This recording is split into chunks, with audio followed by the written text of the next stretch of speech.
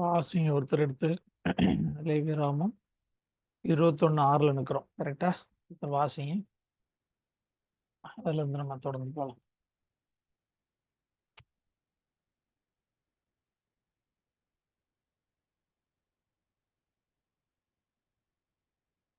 லேவியராமம் 21:6.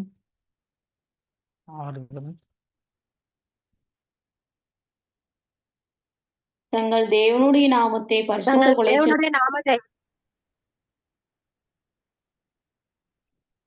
பரிசுத்த குலைச்சலாக்காமல் அவருக்கேற்ற பரிசுத்தராய் இருப்பீர்களாக.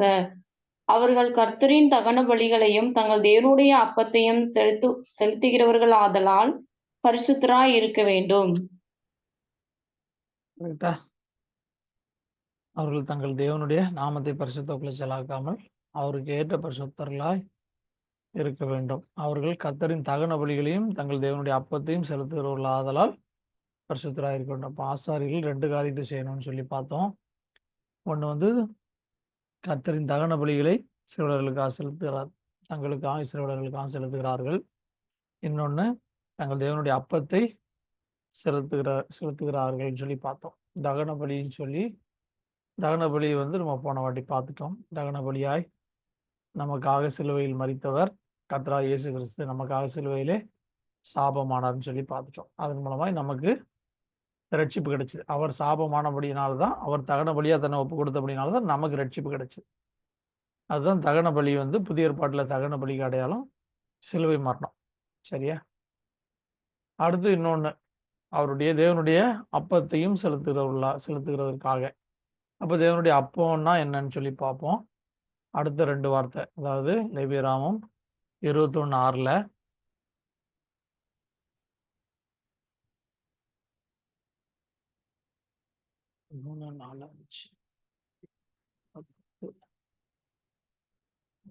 12வது 13வது வார்த்தை. சரியா? வசனத்துல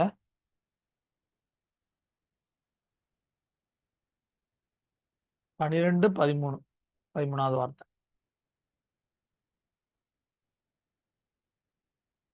சரியா? இதுக்கு கார்டினல் ஹோம்ஒர்க் அனுப்பலன்னு நினைக்கிறேன். நானே சொல்றேன், எழுதிக்கேன். கார்டினல் 12வது 13வது வார்த்தை, 2 வார்த்தை, 9 எழுத்து.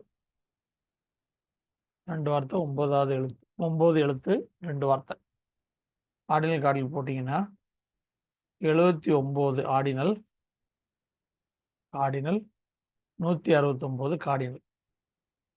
79 ஆர்டினல் 169. இன்றைக்கு கூட்டிருங்க. சிங்கிள் 34 சிங்கிள் வேல்யூ 2 வார்த்தைக்கும் 34 ரெண்டையும் கூட்டிருங்க. சிங்கிளையும் கூட்டிருங்க. அடுத்தது single to single 16 single to single 16.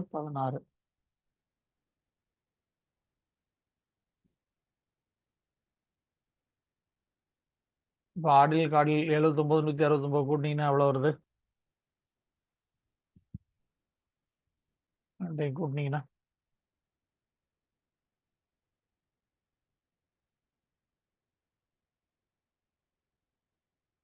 248ங்க. 248. 248 break பண்ணிக்கங்க. 248 பிரேக் பண்ணா 214 + 34. 214 + 34.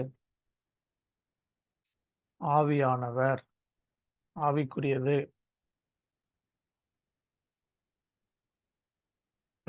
அப்படின்னு போட்டுக்கங்க. அப்போன்னா தேவனுடைய வார்த்தை தான் நமக்கு ஜீவாப்பம். அவர்களுக்கு அப்பம், நமக்கு ஜீவாப்பம் ஆகிய கர்த்தருடைய வார்த்தை. அப்போ இந்த வார்த்தை என்ன?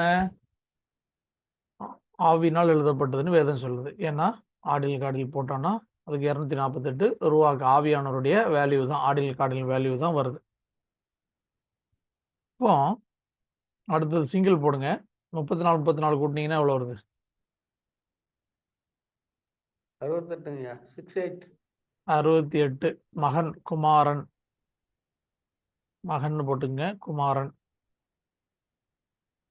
பென், எபிரேயத்தில் பென், தமிழ்ல மகன். சிங்கிள் போட்டிங்கன்னா 16 கூட்டிருங்க. 32 வருதா? தோரா. 32னா தோரா. தோராவுடைய ஷார்ட் ஃபார்ம். அப்போ அதுக்கு தான் விளக்கம் பார்த்துருக்குறோம். 248ன்னு போட்டுக்குங்க. வேதம் ஆவினால் எழுதப்பட்ட பிராக்கெட்ல எபிரேயன் போட்டுக்குங்க. வேதம் பிராக்கெட்ல எபிரேயன் போட்டுக்குங்க. ஆவினால் எழுதப்பட்டது, தேவ ஆவினால் எழுதப்பட்டது. 68ன்னு போட்டுக்குங்க. 66 புஸ்தகம் தேவனால் எழுதப்பட்டது.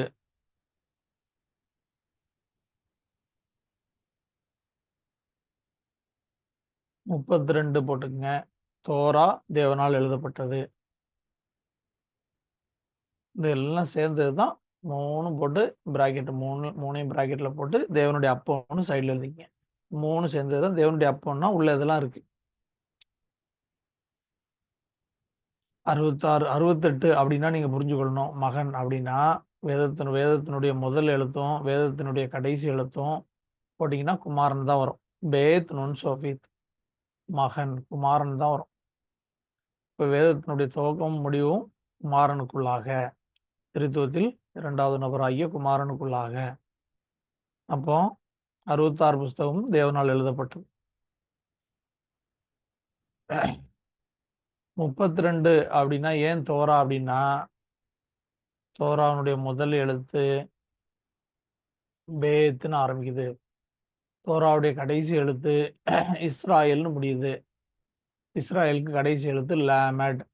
பேத்துக்கு பெரிஷித்துக்கு முதல் எழுத்து பேத். 2வது எழுத்தையும் 12வது எழுத்து லேமட்டையும் எடுத்தீங்கன்னா பேத் லேமட் போட்டிங்கன்னா அதுக்கு கார்டினல் வேல்யூ 32.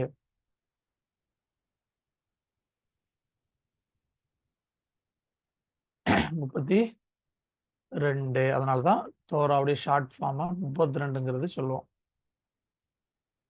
சரியா? அப்போ தோரா தேவாவினால் எழுதப்பட்டது.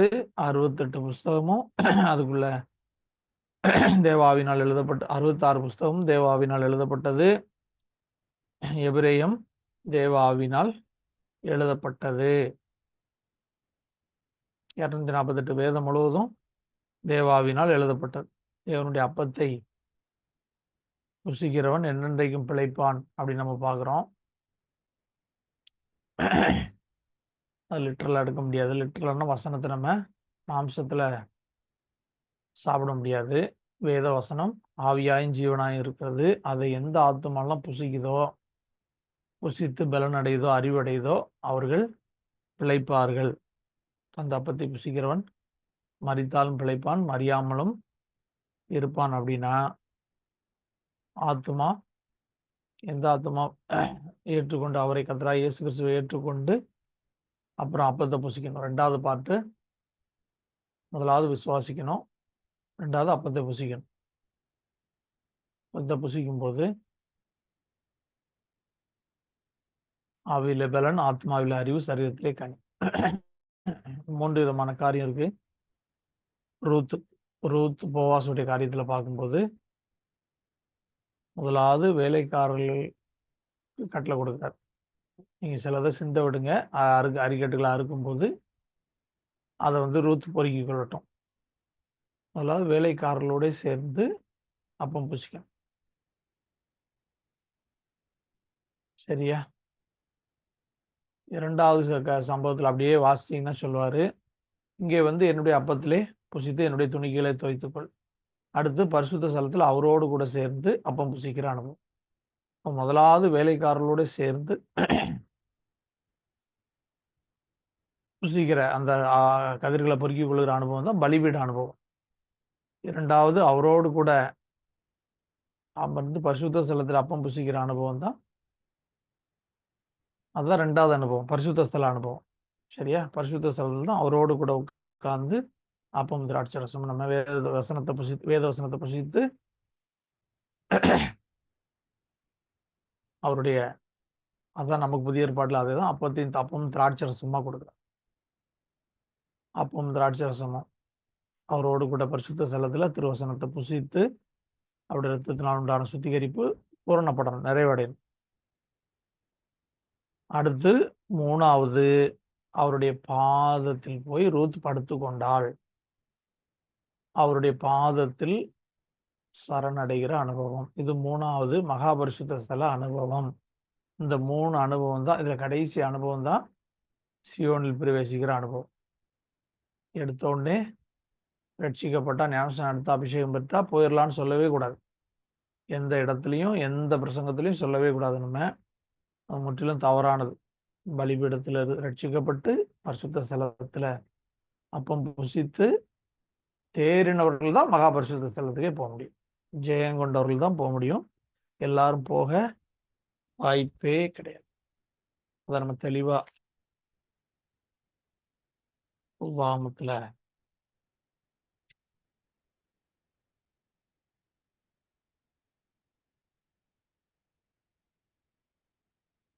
ஒரு வசனம் சொல்ற, வாசிங்க.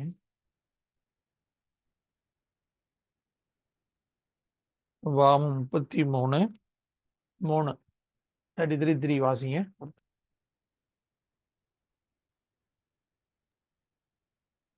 மெய்யாகவே அவர் ஜனங்களை சிநேகிக்கிறார். அவருடைய பரிசுத்தவான்கள் எல்லாரும் உம்முடைய கையில் இருக்கிறார்கள். அவர்கள் உம்முடைய பாதத்தில் விழுந்து உம்முடைய வார்த்தைகளினால் போதனை அடைவார்கள். அவருடைய பரிசுத்தவான்கள் எல்லாரும் உம்முடைய கையில் இருக்கிறார்கள். அவர்கள் உம்முடைய பாதத்தில் விழுந்து உம்முடைய வார்த்தைகளினால் போதனை அடைவார்கள். ரூத் அவருடைய பாதத்தில் போய் படுத்துக்கிட்டது மாம்சத்தின் பிரகாரம் யோசிக்க. வேதம் ஆவினால் எழுதப்பட்டது. பரிசுத்த ஆவியை பெற்றவர்கள் பின்னாட்களிலே புதிய ஏற்பாட்டு காலத்திலே பரிசுத்த ஆவியை பெற்றவர்கள் கர்த்தரை புரிந்து கொள்ள முடியாது எழுதப்பட்டதுதான் வேதம். அவர்களுடைய காலத்துல சம்பவம், நமக்கு அதுல இருந்து சத்தியம். இப்போ ஆவிக்குரிய பிரகாரமாக தான் அதை கனெக்ட் பண்ண முடியும், நம்ம எடுத்துக்க முடியும். அவர்கள் உம்முடைய பாதத்தில் விழுந்து உம்முடைய வார்த்தைகள்னாலே போதனை அடைவார்கள். பரிசுத்தவான்கள் அவருடைய பாதத்துல சரணடைந்து அவரால் போதிக்கப்படுகிற அனுபவம். அதுதான் நம்ம ஆண்டவர் இயேசு கிறிஸ்து வந்தபோது சொன்னாரு, நீங்கள் என்னை போதகர் என்றும் ஆண்டவர் என்று சொல்லுகிறீர்கள், அது சரியே, நான் அப்படிதான் அதுதான் என்னுடைய கேரக்டர், அப்படிப்பட்டதுதான் சொல்றேன்.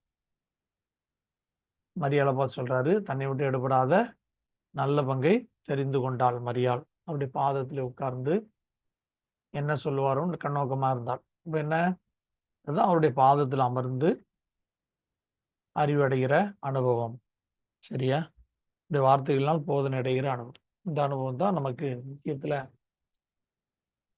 நித்தியத்திற்கு கொண்டு போகும். ஒன்னே ஒண்ணுதான் நமக்கு இந்த பூமியிலிருந்து கன்வெர்ட் ஆகிறது, மறுரூபம் ஆகிறது, சேஞ்ச் ஆகி நம்மோடு கூட வர்றது ஒன்னே ஒண்ணுதான். நல்லா புரிந்து கொள்ளுங்க. நம்ம மாமிச பலம் வராது, நம்முடைய மாமிச மூளை அறிவு வராது, நம்ம சேர்த்து வைத்த சொத்து, புகழ், பணம் எதுவுமே வராது. இந்த மாம்சத்தில் சம்பாதித்த ஞானமும் வராது, கூட வராது. அதனாலதான் ஆண்டவர் இந்த உலகத்துல எவ்வளவு பெரிய ஆட்களா இருந்தாலும் அதன் தான் ஆண்டவர் பரலோக ராஜ்யத்துல பிரவேசிப்பாங்கன்னு எங்கேயாவது சொல்லியிருக்காரு. அந்த உலகத்துல எவ்வளவு பெரிய ஞானவான்களா இருந்தாங்க, கர்த்தரை அறியாதவங்க இருந்தாங்க. ஐன்ஸ்டீன் இருந்தாரு, நம்ம தமிழ்நாட்டில் அப்துல் கலாம் இருந்தாரு.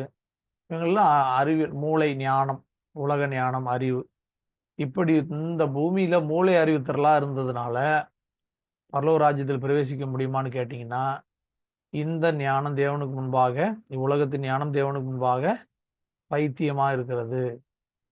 ஞானிகள் ஞானத்தை அழித்து அதை அவமாக்குகிறார். அதற்காகத்தான் பைத்தியக்காரர்களா இருந்தாலும், பைத்தியக்காரர்களை போல தென்பட்டாலும், உலகத்தின் பார்வைக்கு அற்பமானவர்களாய் தூசியை போல காணப்பட்டாலும், அவரை விசுவாசித்து அவருடைய வார்த்தையை ஏற்றுக்கொண்டு அவருடைய சித்தம் செஞ்சா அதாவது நித்தியத்துக்கு போயிடலாம். வேதத்தினுடைய கான்செப்ட். ஆண்டவருடைய கான்செப்ட் என்ன? உலகத்தான் பைத்தியக்காரனை போல நினைச்சாலும் சரி, என்னை விசுவாசிக்கிறியா, அடுத்து என்னுடைய சத்தியத்தை கை கொள்றியா, அடுத்து சத்தியத்தை கை கொண்டு ஜெயம் கொள்றியா, வா, என்னோடு கூட வா. அப்ப இந்த உலகத்துல பெரிய பெரிய ஞானிகள், மக்களுக்காக தங்களுடைய வாழ்க்கையை தியாகம் செய்தவர்கள், அவர்களுக்கெல்லாம் ஐயோ, தான் வேதத்தில் எழுதுறாரு. ஞானிகளுடைய ஞானத்தை அழித்து புத்திசாலிகளுடைய புத்தியை அவமாக்குகிறார். பைத்தியமாய் தோன்றுகிற பிரசங்கத்தினாலே விசுவாசிகளை ரட்சிக்க அவருக்கு பிரியமாயிற்று. அப்போ சிலுவை பற்றிய உபதேசம் இந்த உலகத்தின் ஞானிகளுக்கு, அறிவாளிகளுக்கு, அவர்களுக்கு பைத்தியமா தெரியும்.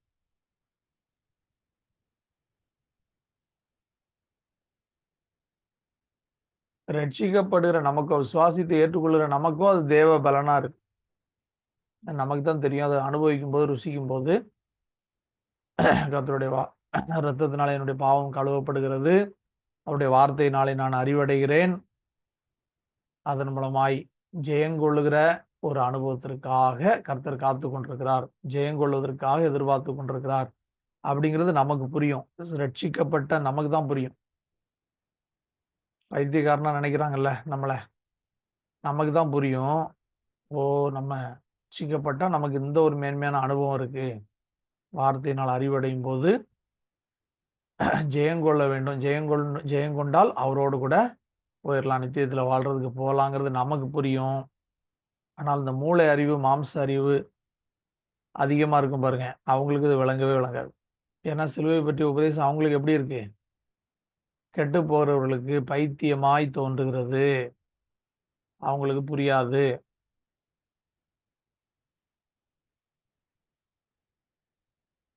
அதனால ஜெயங்கொள்ளு மகாபரிசுத்த சில அனுபவத்துக்குள்ள போகணும் அப்படின்னா நீங்க பலிபீட அனுபவத்துல வந்து பரிசுத்த ஸ்தலத்துக்குள்ளாக பிரவேசித்து தான் மகாபரிசுத்த ஸ்தலத்துக்கு போக முடியுமே தவிர எடுத்த உடனே நீங்க டைரக்டா போக முடியாது. பலிபீடத்துல இருந்து டைரக்டா போக முடியாது, தாவ முடியாது. மகாபரிசுத்த ஸ்தலத்துக்கு தாவ முடியாது. இதை கிளியரா புரிஞ்சுக்கொள்ளணும். புரிஞ்சாதான் வேதமே புரியும். இல்லைன்னா அப்படியே நம்ம என்ன நினைச்சுக்கிட்டு இருப்போம்னா, விசுவாசத்தை ஏற்றுக்கொண்டா அப்படி எப்படி இருந்தாலும் போயிடுவோம் போல தெரியுது. சுவாசித்தை ஏற்றுக்கொண்டா பைபிளை வாசிச்சு ஜெபம் பண்ணா, சர்ச்சுக்கு போனா, தசம்பாக கொடுத்தா எப்படி இருந்தாலும் இரக்கமா அவர் வரும்போது சபைக்குள்ள இருந்தா நம்மளை சேர்த்துக்கொள்வார் போல தெரியுது. அப்படி இல்லை. அப்படி நம்மளை தள்ளுறதுக்கு அவருக்கு சகல அதிகாரம் இருக்கு அப்படிங்கிறது நமக்கு புரிஞ்சாதான் நம்ம சத்தியத்தில் நிற்க முடியும். நான் உங்களை அறியேன்னு சொல்லிட்டாருன்னா அவ்வளவுதான். நல்லா புரிஞ்சு கொள்ளுங்க. யூத கலாச்சாரத்துல நிச்சயம் பண்ணிட்டாலே கல்யாணம் ஆனதற்கு சமம். நிச்சயம் பண்ணிட்டு அந்த பொண்ணை வேண்டான்னு தள்ளணும்னா ஆக்சுவலா சட்டத்தின்படி டைவர்ஸ் பண்ணும். அதனாலதான் யோசேப்பு மரியாள் அவருக்கு நியமிக்கப்பட்டிருக்கும் போது ரகசியமாய் அவளை தள்ளிவிட மனதா இருந்தான்னா, தள்ளிவிடனா கல்யாணம் வேண்டான்னு அப்படிலாம் நம்ம கலாச்சாரம் மாதிரி சொல்ல முடியாது. ஐயோ எனக்கு அது பொண்ணு பிடிக்கலங்க, செட் ஆகலைங்க அப்படிலாம் சொல்ல முடியாது. சட்டப்படி டைவர்ஸ் பண்ணணும். இன்னொன்னு இருக்கு, யூத கலாச்சாரத்துல பெண்கள் புருஷனை வேண்டான்னு தள்ள முடியாது. அதற்கு வேத சட்டம் அனுமதிக்கிறது இல்ல. புருஷன்தான் நியாயமான காரணம், அதாவது விபச்சார வேசித்தனம் முகாந்திரம் இருந்தா புருஷன்தான் மனைவியை தள்ள முடியும். அதாவது ஆண் தான் பெண்ணை தள்ள முடியும், கணவன் தான் மனைவியை தள்ள முடியும். மனைவி புருஷன் வேண்டான்னு ரிஜெக்ட் பண்ண முடியாது. இதுல இருந்து நமக்கு என்ன தெரியுது சத்தியம்? நம்ம கர்த்தரை வேண்டான்னு ரிஜெக்ட் பண்ண முடியாது. அவர் வேண்டாங்க, நமக்கு செட் ஆகாதுங்க. நீங்க ரட்சிக்கப்பட்டீங்கன்னா அவர் உங்களை தள்ளுறது, நம்மளை தள்ளுறதுக்கு சகல ரைட்ஸும் இருக்கு, அதிகாரமும் இருக்கு. ஆனா நாம அவரை தள்ளுறதுக்கு ரைட்ஸ் இல்லை. அவர் வேண்டாங்க அப்படின்னு நம்ம சொல்ல முடியாது. அவர் நம்ம வேணுமா, அவருக்கு வேணுமா வேண்டாமான்னு அவருக்கு முடிவு பண்ற அதிகாரம் அவருக்கு இருக்கு. அப்போ இப்போ நம்மளை மனவாட்டியா தெரிந்து கொண்டிருக்காரு அப்படின்னு சொன்னா நிச்சயிக்கப்பட்ட அனுபவம். ஜலத்தினால் ஆவியினால் மறுபடியும் பிறந்து அவருடைய சரீரமான சபைக்குள்ள இருக்கிறோம்னா நிச்சயிக்கப்பட்டிருக்கிறோம். கிட்டத்தட்ட கல்யாணம் ஆன மாதிரி தான். ஆனா தள்ளுறதுக்கு ரைட்ஸ் இருக்கு அவருக்கு. புருஷன் தள்ள முடியும், நாம அவரை தள்ள முடியாது. இன்னைக்கு கிறிஸ்தவ மண்டலம் என்ன போதிக்குது? நீ அவரை ஏற்றுக்கொண்டா பரலோகம். அந்த கான்செப்டே தப்பு. அவர் உன்னை ஏற்றுக்கொண்டா தான் நித்தியத்துக்கு போக முடியும். நீ சியோன் போகணும்னா அவர் உன்னை ஏற்றுக்கொள்ளணும். விசுவாசிக்கும் போது நீ அவரை ஏற்றுக்கொள்ளணும் உன் பாவ மன்னிப்புக்காக. அதுவும் உன் பாவம் இருக்கு, எனக்கு பாவத்திலிருந்து விடுதலை வேணும்னு மனம் வருந்தி மன்னிப்பு கேட்டு விசுவாசித்தா அவருடைய ரத்தத்தினால மன்னிப்பார். அப்படி மன்னிக்கப்பட்ட பிறகு அடுத்த ஆப்ஷன் இருக்கு, சத்தியத்தை கை கொள்ளணும். சத்தியத்தை கை கொள்ளும் போது நீ நித்தியத்துக்கு நீங்க போகணுமா, நாம போகணுமா வேண்டாமான்னு அவர் தான் முடிவு பண்ணுவாரு. நாம நம்ம விருப்பத்தினால அங்க போக முடியாது. இது தெளிவா புரியணும். அவர் நம்ம ஏற்றுக்கொண்டாதான் நம்ம போக முடியும். நாம விரும்பி ஆசைப்படுறதுனால போற இடம் மறுமையின் வாசஸ்தலம் அல்லங்கிறது நல்லா தெளிவா புரிஞ்சாதான் கர்த்தர் பெருசா இந்த உலகம் பெருசான்னு நமக்கு தெரிஞ்சாதான் நம்ம ஒரு பக்கம் நிற்க முடியும். இல்லைன்னா கடைசி நாட்கள்ல நம்ம இழந்து போறதுக்கு வாய்ப்பு நிறைய இருக்கு.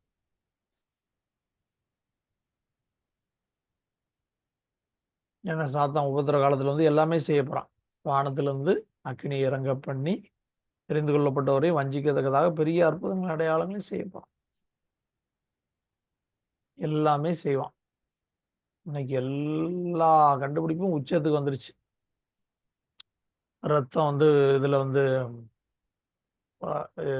போர் நடக்கும்போது யுத்த காலத்துல அரிச்சிட்டாங்கன்னா சீக்கிரம் அடிபட்டவங்க இராணுவ வீரர்கள் சீக்கிரம் அடிபட்டு பிளட் லாஸ் ஆனா இறந்துடுறாங்க. அதற்கு ரத்தம் வந்து உடனே கிடைக்க மாட்டேங்குது. அதற்காக செயற்கையான ரத்தம் எல்லாம் கண்டுபிடிச்சு தயார் நிலையில் இருக்கு. ஒரு பெரிய யுத்தம் வந்தா பரிசோதிக்கப்பட்டு கொண்டிருக்கு. யுத்தம் வந்தா டக்குன்னு அந்த பிளட்டை மனுஷனுக்கு செலுத்தினா உடனே அவன் மறிக்காம காப்பாத்திடலாம். இப்படி மனுஷன் எப்படி மறிக்காம இருக்க முடியும், என்னென்னலாம் பண்ணலாம் அப்படின்னு ஒரு கண்டுபிடிப்புகள் ஒரு உச்சத்தை நோக்கி வளர்ந்து கொண்டு போயிட்டே இருக்கு. இதுல இப்ப இந்த எலன் மஸ்கோடைய கண்டுபிடிப்பு பார்த்தீங்கன்னா, நம்முடைய மூளை எப்படி நம்மளை கண்ட்ரோல் பண்ணுதோ, நம்ம மூளை எப்படி நம்ம ஹோல் பாடியை கண்ட்ரோல் பண்ணுதா. இப்போ இந்த மூளை ஒரு மாற்றுத்திறனாளி இருக்காரு, ஹேண்டிகேப்ட் இருக்காரு, அவருக்கு வந்து கை செயல்பட மாட்டேங்குது அப்படின்னு வச்சுக்கோ. மூளை கட்டளை கொடுக்க மாட்டேங்குது, கை செயல்படுன்னு சொல்ல மாட்டேங்குது, அந்த கனெக்ஷன் போக மாட்டேங்குது.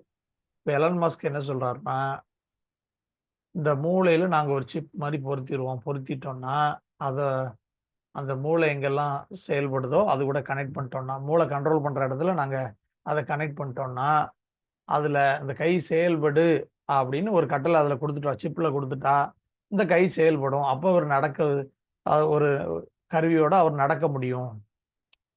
இப்போ கால் ஊனமா இருக்காது, ஆனா நல்லா தான் இருக்கு, ஆனா நடக்க முடியல, கனெக்ஷன் மூளையிலேருந்து வரலன்னா அந்த சிப்பை பொருத்தி ஒரு ஆர்டர் கொடுத்தாச்சுன்னா அவர் கால் நடக்க முடியும். இப்படி ஊனமுற்றவருக்கு பயன்படுற மாதிரி அவரை தீவிரமா அதை கண்டுபிடிச்சு அவருடைய மெயின் ப்ராஜெக்ட் அதுதான் கண்டுபிடிச்சிட்டு இருக்காரு. இப்ப இது ஆரம்பத்துல இப்படி சொல்றாங்க, ஆனா இது நடைமுறைப்படுத்தப்பட்டுச்சுன்னா அந்த சிப்பு மனிதனையே கண்ட்ரோல் பண்ற அளவுக்கு ஒரு மோசமான ஆபத்துலாம் இருக்கு. இப்படி வந்து எல்லாமே ஒரு உச்சகட்டத்தை நோக்கி ஒரு பெரிய அபாயகரத்தை நோக்கி போயிட்டு இருக்கு. இப்படி வரும்போது கர்த்தருக்காக நிற்கணும்னு சொன்னா இந்த உலகத்துல இருக்கிற அழிஞ்சு போற பொருள் பெருசா இல்ல அவர் பெரியவரான்னு நமக்கு தெரிஞ்சாதான் நிற்க முடியும். இன்னைக்கு எல்லாமே வந்துருச்சு. அன்னைக்கு பார்த்தா பெரிய ஒரு மாநாடு ஃபாரின்ல நடக்குது. அதுக்கு 2 எந்திர நாய், நம்ம நாய் இருக்குல்ல, விலங்கு இல்லாம ரோபோட் நாய் வந்து பாதுகாப்பு சோதிச்சு வாக்கிங் போகுது. எல்லா லைன்லயும் வந்துருச்சு. சரியா? இப்போ நம்ம கடைசி காலத்துல இருக்கிறோம். இப்போ நமக்கு தெரியணும் வேதம் தேவ ஆவியினால் எழுதப்பட்டது அப்படின்னா அதை நம்ம கண் திறந்து பார்க்கணும். அதற்காக தான் வார்த்தையா எழுதி கொடுத்தாரு. ஆவியா இருக்கிற தேவனை வார்த்தையாக எழுதி கொடுத்திருக்கிறார். ஏன் எழுதி கொடுத்திருக்காரு அப்படின்னா, நீ உன் கண் திறந்து பாரு, நான் உனக்காக வைத்திருக்கிறது எவ்வளவு மேன்மையானதுன்னு பாரு, பார்த்து உன் ஆத்மாவை ஒப்புக்கொடு அப்படிங்கிறதுக்காக தான் எழுதி கொடுத்திருக்காரு. ஆனா வேதத்தை படிங்க அப்படின்னா நமக்கு எப்படி இருக்கு? எங்களுக்கு தெரியும், எல்லாமே தெரியும். நமக்கு எப்படி இருக்குன்னா, நமக்கு எல்லா உபதேசமும் தெரியும், வருகைக்குரிய உபதேசம் தெரியும். அதனால போதும்னு ஒரு சலிப்பு வருதா இல்லையா? ஆனா வேதம் சொல்லுது, நீ ஆவியை பெற்ற கர்த்தருடைய ஆவியை பெற்றவரா இருந்தா வரக்கூடாது. முடிவு பரியந்தம் கிறிஸ்து இயேசுவின் நிறைவான வளர்ச்சி அடைகிற வரைக்கும் அந்த சலிப்பு வரக்கூடாது. வளர்ந்து போயிட்டே இருக்கணும். அப்படிங்கிறது தான் வேதம் எதிர்பார்க்குது. ஆனா நம்ம இந்த தமிழ் பைபிள் நிறைய தடவை படிச்சாலும், மனப்பாடம் பண்ணாலும் நமக்கு என்ன வரும்? சலிப்பு தான் வரும். ஆனால் ஆவியினால் எழுதப்பட்ட வேதத்தை நீங்க வசனத்தோட கனெக்ட் பண்ணி படிக்கும்போது வராது.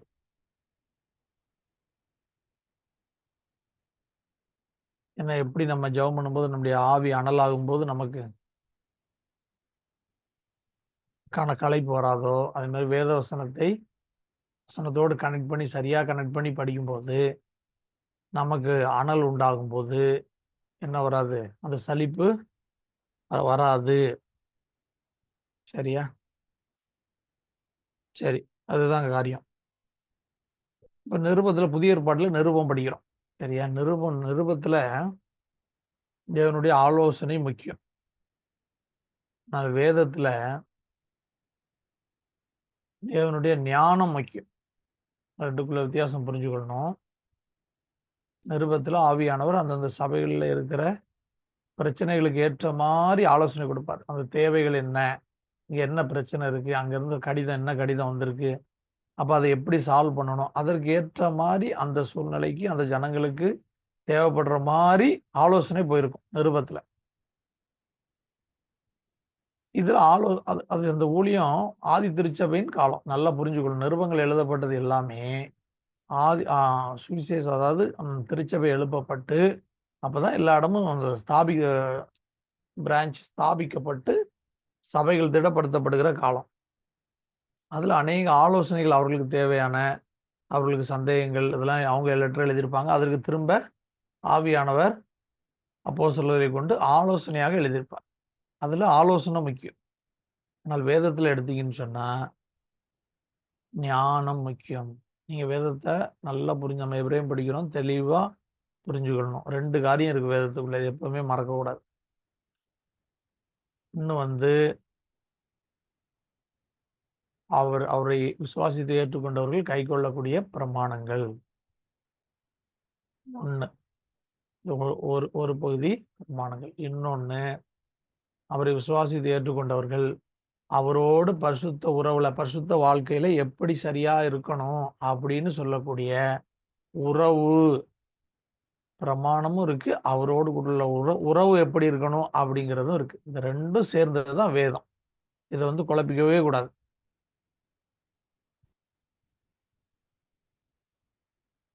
பிரமாணம்னா 14 வேதத்தில் எழுதப்பட்ட இதெல்லாம் செய்யணும், இதெல்லாம் செய்யக்கூடாதுன்னு பிரித்து காண்பிக்கப்பட்டதுதான் பிரமாணங்கள்.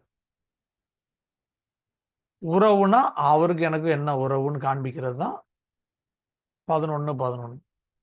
அவர் என் மணவாளன், நான் அவருடைய மணவாட்டி. அப்ப இந்த உறவு எப்படி சரியா இருக்கணும், எப்படி இருக்கணும் அப்படிங்கறது போதிக்கிறதும் உள்ள இருக்கு வேதத்துக்குள்ள.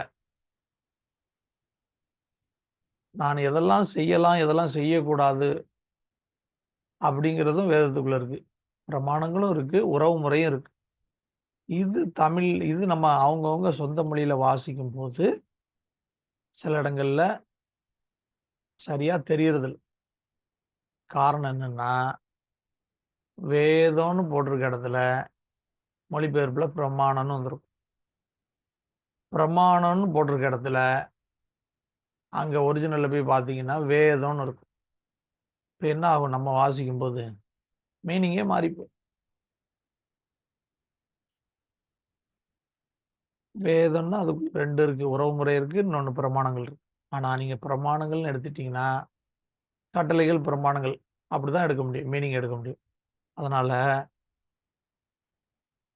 இந்த அவங்கவங்க சொந்த மொழியில் ஆவியானவர் மொழிபெயர்த்து கொடுத்ததுக்கு காரணம் என்னன்னு சொன்னா, அதாவது மனிதர்களை கொண்டு மொழிபெயர்த்து கொடுத்ததுக்கு காரணம் என்னன்னு சொன்னா, நம்ம ரட்சிக்கப்படாம டைரக்டா ஒரிஜினலை படிக்க முடியாது. எபிரேயத்தை ஆவியானவரால் நமக்கு அந்த ஆவியானவர் கனெக்ட் பண்ண முடியாது. நமக்கு கனெக்ட் ஆகாது. அப்ப நம்ம படித்து புரிந்து ரட்சிக்கப்படும்படியாக நம் வேதத்தை கர்த்தரை ஓரளவுக்கு புரிந்து கொள்ளும்படியாக அறிந்து கொள்ளும்படியாக கொடுக்கிறார். அதுக்கு அடுத்த கட்டம் நம்ம போய் தான் ஆகணும். நம்ம இப்போ வெறுமனே சுவிசேஷ ஊழியம் செய்கிறோம் அப்படின்னா தேவையில்லை. ஒரிஜினல் தேவையில்லை. தமிழ் அவங்கவுங்க சொந்த மொழியே போதும். ஆனால் தேறின வேத பாரகனை ஆகணும்னா கண்டிப்பாக ஒரிஜினல் வேணும். கண்டிப்பாக அது இருந்தால் தான் முடியும். சரியா? அதுக்காகத்தான் இப்போ கடைசி நாட்களில் கிருபையா கர்த்தர் நமக்கு அதை கொடுக்குறார். சரியா? இப்போ 2 பகுதியாக பார்த்துருக்குறோம். தேவனுடைய தகன பலி குறித்தும் தேவனுடைய அப்பத்தை குறித்தும் இந்த வசனத்திலிருந்து 2 பகுதியாக பார்த்துருக்குறோம். இந்த 2ஐயும் குறித்து தொடர்ந்து பார்ப்போம். இந்த முதல் 3 வார்த்தை கர்த்தருடைய தகன பலி அப்படிங்கிற முதல் 3 வார்த்தையை எக்ஸ்பேண்ட் பண்ணணும். எக்ஸ்பேண்ட் சொல்கிறேன், நம்பர் சொல்கிறேன், நீங்கள் போடுங்க, போட்டு கூட்டுங்க. முதல் 3 வார்த்தை போன கிளாஸில் போட்டோம். இந்த முதல் 3 வார்த்தை தேவனுடைய தகன பலி. தகன பலியை செலுத்துகிறதுக்காக ஆசாரியர்கள் தெரிந்து கொள்ளப்பட்டாங்க இல்லையா? அது 3 வார்த்தை பார்த்தோம் போன வாட்டி. கரெக்டா? முதல் 3 வார்த்தை எக்ஸ்பேண்ட் ஏற்கனவே பார்த்துட்டோம் நான்.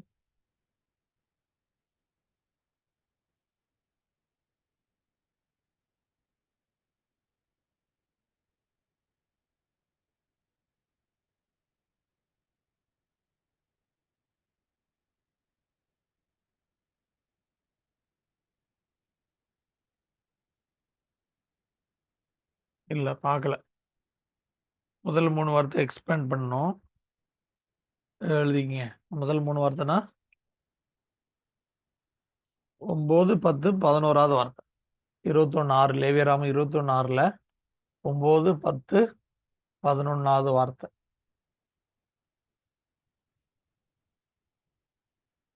இப்போ ஆல்எஃப் எக்ஸ்பெண்ட் வேல்யூ எழுதிக்கிங்க. 12, 12 அப்படியே எழுதுங்க. மொத்தமாக கூட்டிடுங்க. சிங்கிள் டு சிங்கிள் கூட்டிடுங்க. ஆல்எஃப்க்கு எக்ஸ்பெண்ட் வேல்யூ 12, 12. அடுத்தது டவுக்கு எக்ஸ்பெண்ட் வேல்யூ 11, 11. அது ஒரு வார்த்தை முடிஞ்சது. அதுக்கு அடுத்து ஆல்எஃப்க்கு எக்ஸ்பெண்ட் வேல்யூ 12, 12. அடுத்து ஷின் 21வது எழுத்து. ஷின்க்கு எக்ஸ்பெண்ட் வேல்யூ 9, 9 9, 9. அடுத்து யோதுக்கு எக்ஸ்பெண்ட் வேல்யூ 11, 11 11, 11. அடுத்து மூணாவது வார்த்தை யோதுகே வாவுகே. அப்போ யோது 3வது வார்த்தைக்கு முதல் எழுத்து யோது 11, 11 எக்ஸ்பெண்ட் வேல்யூ 11, 11. அடுத்து ஹேக்கு எக்ஸ்பெண்ட் வேல்யூ 6, 6 6, 6.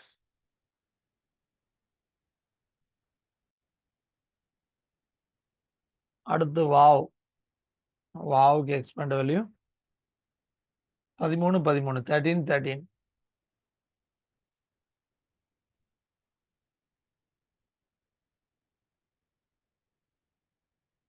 அடுத்து ஹேக்கு எக்ஸ்பெண்ட் வேல்யூ 6, 6 6, 6. இப்போ மொத்தம் 3 வார்த்தை 10 எழுத்து. மொத்தம் 10 நம்பர். டபுளாக 10 நம்பர் இருக்கா பார்த்துக்குங்க மேலைகளே. சரியா? இப்போ இதுக்கு மொத்தமாகவும் கூட்டுங்க, சிங்கிள் டிஜிட்லையும் கூட்டுங்க. சிங்கிள் டு சிங்கிள்லையும் கூட்டுங்க, சிங்கிள் அப்படியே மொத்தமாகவும் கூட்டுங்க. கூட்டி எவ்வளோ வேல்யூ வரும் சொல்லுங்கள், நம்ம பார்த்துக்கலாம்.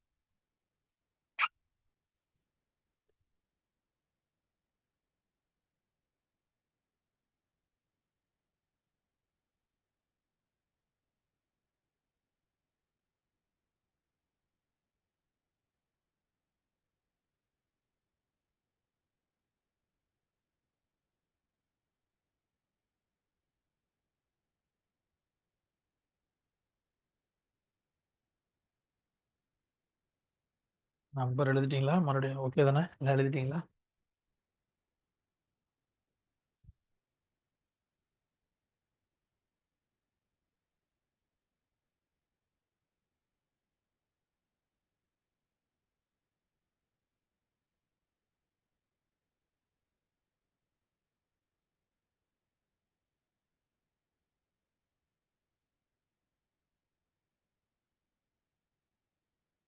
லெட்டர் மறுபடியும் சொல்லணும்னா சொல்றேன். எல்லாம் எழுதிட்டீங்கன்னா ஓகே தான்.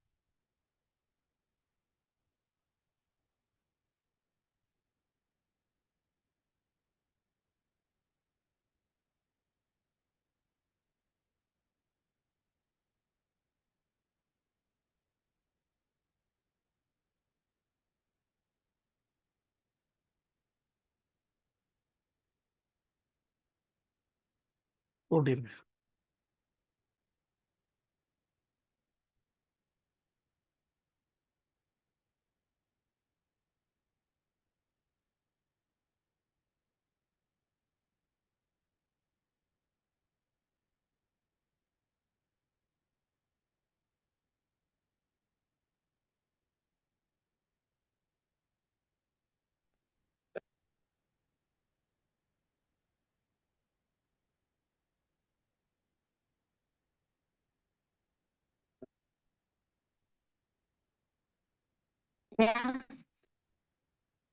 எவ்வளவு வருது சிஸ்டர்?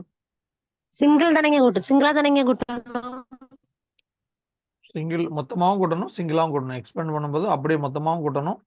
சிங்கிள் டிஜிட்ல 1+2+1+1 அப்படியும் கூட்டணும். 12+11+12+9 அப்படி மொத்தமாவும் கூட்டணும். சரிங்க, ஆ. சிங்கிளா போட்டிருக்கீங்க. சிங்கிள் வந்து 5 ஃபர்ஸ்ட்டுக்கு, அதான் ரெண்டாவதுக்கு எல்லாம் 14. 3 வாரத்துக்கு மொத்தமா கூட்டிருங்க. ஆ ம்.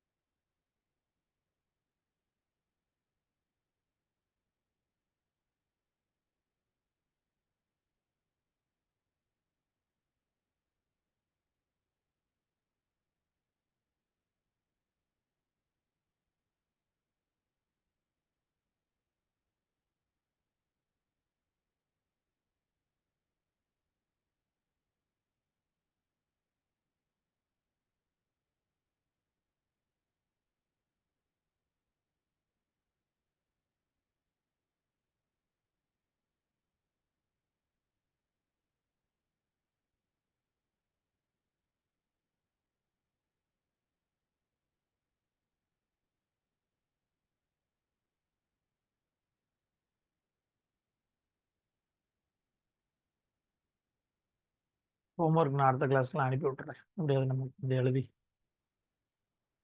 அனுப்பி விட்டுறேன். கொஞ்சம் ஸ்பீடாக போகலாம். ஹோம்ஒர்க்கே போட்டு வந்துட்டா.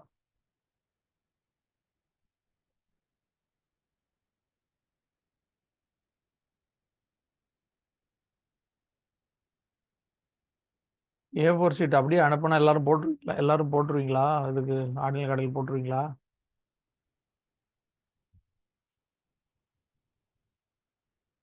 ஷீட்டில் உள்ளது அப்படியே கலர் லெட்டரில் அனுப்பி விட்டா போட்டுருவீங்களா ஆன்லைன் கடையில்? அப்படிதான் போடணும். இந்த ஸ்டேஜ்லாம் நீங்கள் எப்போவே முதல்ல ஸ்டார்டிங் ஒரு 5 கிளாஸ் தான். லெட்டர்லாம் நம்ம வந்து நீங்களே போட தெரியலன்னா ஓகே. இப்போ நம்ம போயிட்டு படித்து பேசிக் ஸ்டடி முடித்து ஹையர் ஸ்டடி வந்துட்டு இருக்கோம். இப்போல்லாம் நீங்கள் சொல்லவே கூடாது லெட்டர் தெரியலன்னு. அப்படின்னு நம்ம உட்காந்து ஒர்க் அவுட் பண்ணலான்னு அர்த்தம். ஒர்க் அவுட் பண்ணால் அழகாக வந்துடும்.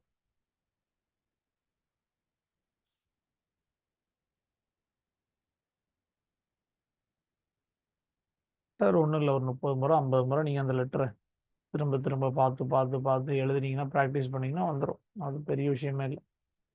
ஆனால் டச்சப்லேயே இருந்தால் தான். இல்லைன்னா எல்லா எழுத்தும் பார்க்குற ஒரே எழுத்து மாதிரி தெரியும். சைனீஸ் பாஷை பார்த்து நம்ம பார்த்தா எப்படி இருக்கும்? கொஞ்சம் நூடுல்ஸ் கிண்டி போட்ட மாதிரி எல்லா எழுத்தும் ஒரே மாதிரி இருக்குமா தெரியுமா? நமக்கு ஒரு லாங்குவேஜ் தெரியலன்னா அந்த எழுத்து எல்லா எழுத்தும் பார்த்தா ஏதோ குப்பையை கிளறி போட்ட மாதிரி தான் இருக்கும். அதை உட்காந்து நம்ம படித்தோம்னா டிஃப்ரெண்ட் புரியும். அதே மாதிரி தான்.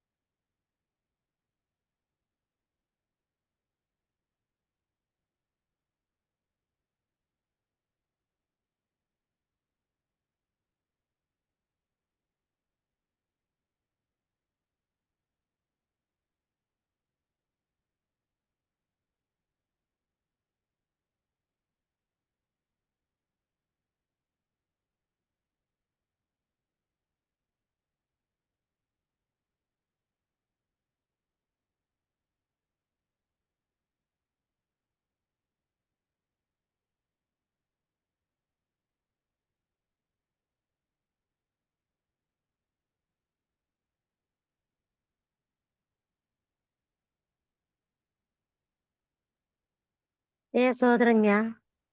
சொல்லுங்க சிஸ்டர். ஃபர்ஸ்ட் லெட்டருக்கு 23, 23. ம். 2வதுக்கு 32, 32. ம்.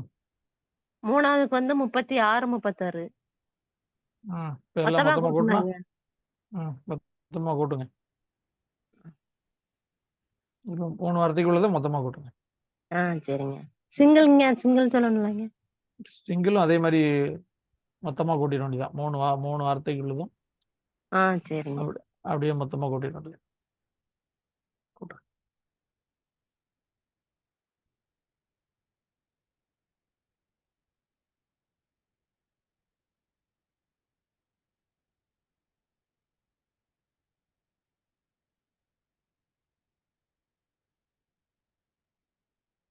மற்றது மாதிரி காதுல கேட்டு அப்படியே கேட்டலான்னா இது போக போக போக கடினமா இருக்கும், புரிஞ்சுக்கொள்ளவே முடியாது. நீங்க உட்கார்ந்து ஒர்க் அவுட் பண்ணாதான் புரியும். என்ன வேத வாக்கியங்களை என்ன பண்ண சொன்னாரு? காதார கேளுங்கள்னு சொன்னாரா?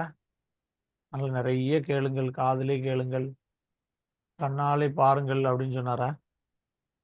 வேத வாக்கியங்களை ஆராய்ந்து பாருங்கள்,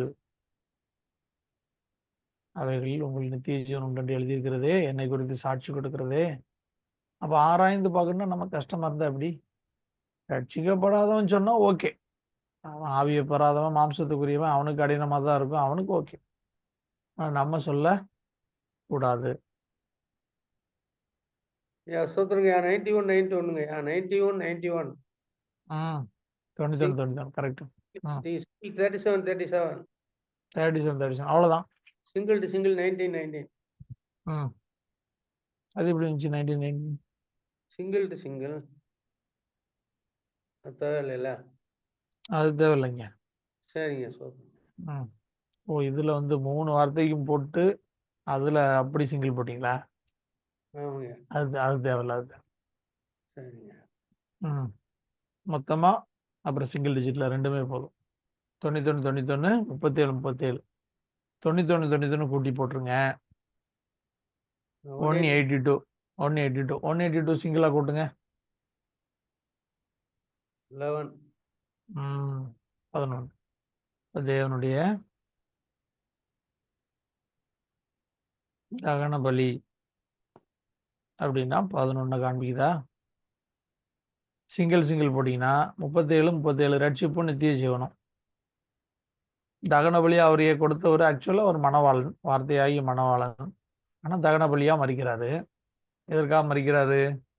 மறிச்சாதான் நமக்கு ரட்சிப்பு நித்திய ஜீவனையும் கொடுக்க முடியும். ஆகவே தான் மறிக்கிறார். தகன பலி அதுக்கு தான் எக்ஸ்பேண்ட் பண்ணியிருக்கோம். எக்ஸ்பேண்ட் பண்றதுக்கு முன்னாடி ஜென்ரலா பார்க்கும்போது முதல் 3 வார்த்தைக்கு எவ்வளவு இருந்துச்சு? 21 பார்த்துட்ட மாதிரி நம்ம பார்க்கலையா? 3 வார்த்தைக்கு பார்த்துட்டோம் இல்லையா? 19 அதான் அதாவது 21:6 தகன பலி அப்படி குறித்து அந்த 3 வார்த்தைக்கு ஏற்கனவே போன கிளாஸ்ல பார்த்துருக்கோம். அதான் 81, 738 ordinal single 27, 27, single to single 18, 18 பார்த்துருக்கோம். சரியா? அதான் சாபம். அதனுடைய கான்செப்ட் வந்து தகன பலினா நமக்காக தகன பலி நமக்கு ரட்சிப்பை கொடுக்க பிரமாணத்தின்படி சாபமானார். அதுதான் பார்த்துருக்கோம். அது வந்து நார்மலா பார்க்கும்போது இதுல போய் நான் ஆழமா எக்ஸ்பெண்ட் பண்ணி பார்க்கும்போது ரட்சிப்பு நித்திய ஜீவனை கொடுக்கறதுக்காக மணவாளன். அதுதான் வேதத்தை ஆராய்ந்து பார்க்கும்போது கிடைக்கக்கூடிய அண்டர்ஸ்டாண்டிங். ஆடில் போட்டு பார்க்கும்போது ஒரு மாதிரி இருக்கும். எக்ஸ்பேண்ட் பண்ணி பார்க்கும்போது இன்னும் கொஞ்சம் டெப்தா போகும், ஆழமா போகும். சரியா? இப்போ மணவாளன் தான். அதுதான் சிருஷ்டிகரே உன் நாயகர் அப்படிங்கிறது ஆத்மாவுக்கு சொல்லிக்கிட்டே இருந்தாதான் ஆத்மா வேறுண்ட முடியும். சரியா? இப்போ 5 வார்த்தைக்கு சேர்த்து முதல்ல 3 வார்த்தை பார்த்துருக்கோம், அடுத்து ஒரு 2 வார்த்தை பார்த்துருக்கோமா? அந்த 5 வார்த்தைக்கு சேர்த்து ஆடில் கூட்டிருங்க. போன கிளாஸ்ல 3 வார்த்தைக்கு ஆடில் 81, காடில் 738 போட்டிருக்கோமா? அதெல்லாம் கூட்டிருங்க. அதையும் இன்னைக்கு பார்த்துருக்குறோம் இல்லையா? தேவனுடைய அப்பத்துக்கு 79, 169, அந்த 81 79 கூட்டிருங்க. 738 கார்டினலையும் இன்னைக்கு இந்த 2 வாரத்துக்குள்ள கார்டினல், அதாவது தகன பலிக்குள்ளது அந்த அந்த ஆர்டினல் கார்டினலையும் தேவனுடைய அப்பத்துக்குள்ள ஆர்டினல் கார்டிலையும் கூட்டிடணும். அதே மாதிரி சிங்கிள் கூட்டிடணும். அதே மாதிரி சிங்கிள் டு சிங்கிள் அதையும் கூட்டிடணும். கூட்டுங்க.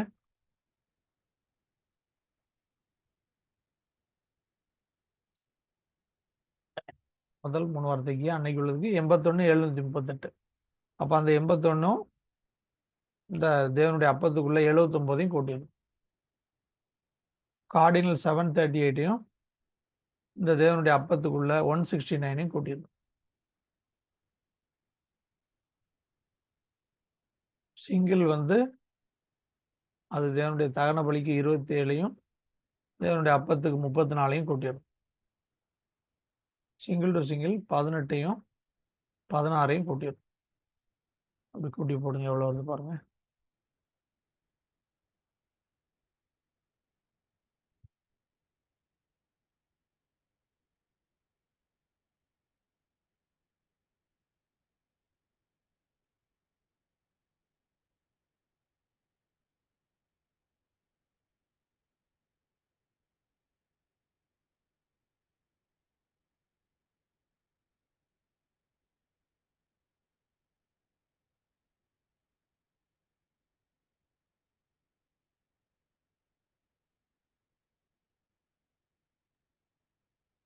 சோதரிங்க 160 907ங்க ஆர்டினல் கார்டினல்.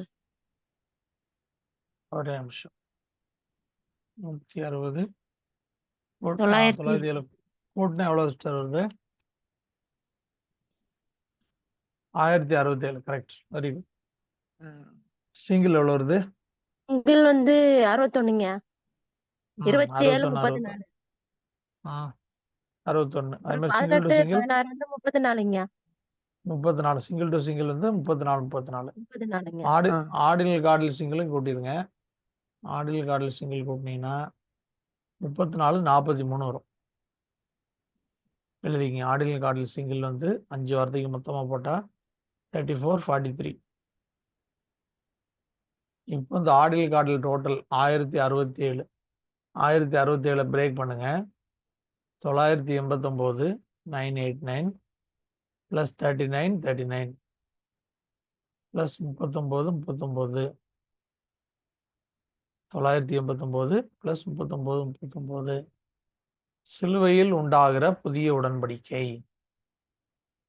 சிலுவையினால் அல்லது சிலுவையில் உண்டாகிற புதிய உடன்படிக்கை. தேவனுடைய தகன பலியும் தேவனுடைய அப்பமும் எதை குறிக்குது? சிலுவையில் உண்டாகிற புதிய உடன்படிக்கையை குறிக்கிறது. சிங்கிள் 61 61 கூட்டிடுங்க. ரெண்டையும் கூட்டி போட்டுருங்க.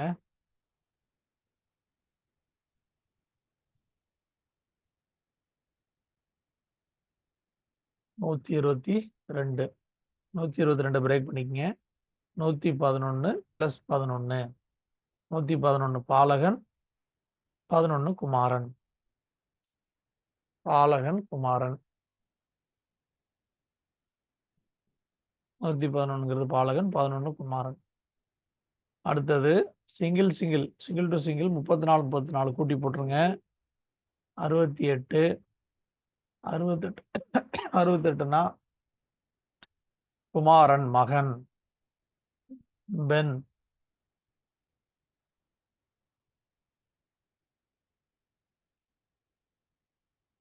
ஆர்டினல் கார்டில் சிங்கிள் 34 43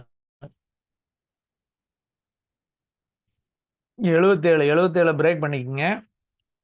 14 26 37 14 + 26 + 37 14 பாலகன் 26 குமாரன் 37 ஞானம்.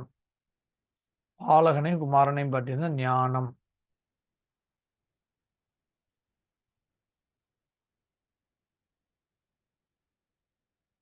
குமாரனை பற்றின ஞானம் இருக்கு.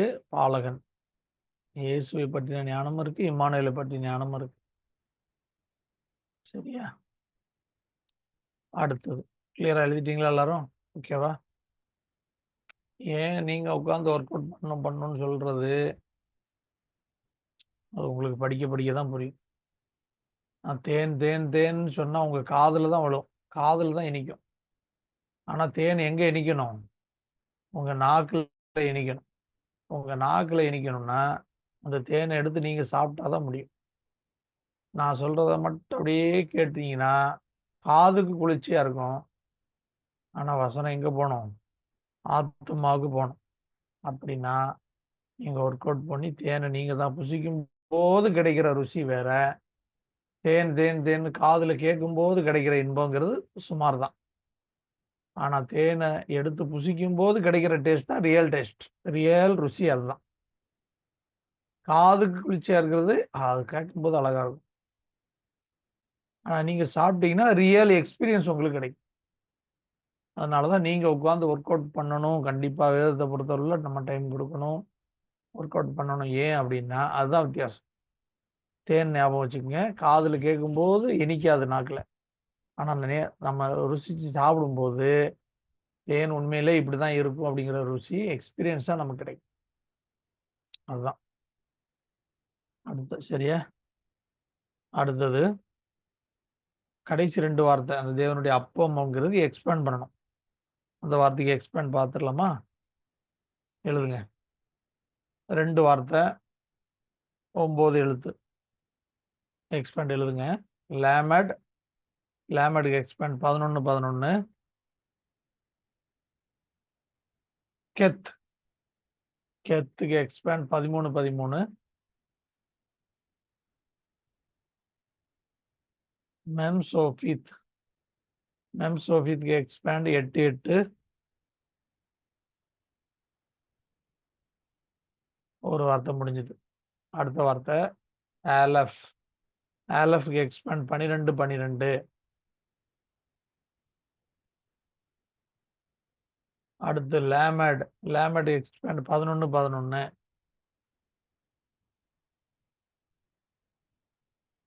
அடுத்து ஹே, ஹேக்கு எக்ஸ்பேண்ட் 6 6.